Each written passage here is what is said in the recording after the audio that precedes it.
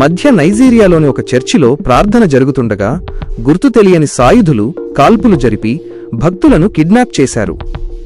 ఈ ఘటనలో కనీసం 2 మరణించారు. నైజీరియాలో క్రైస్తవుల హింసపై అమెరికా అధ్యక్షుడు ట్రంప్ స్పందించారు. ఈ హింసను అరికట్టడానికి సైనిక జోక్యం, మిలిటరీ ఇంటర్వెన్షన్ గురించి ఆలోచిస్తున్నట్లు పేర్కొన్నారు. నైజీరియాలో హింస అనేది కేవలం మతపరమైన సమస్య మాత్రమే కాదని, ఇది సంక్లిష్టమైనదని నిపుణులు పేర్కొన్నారు.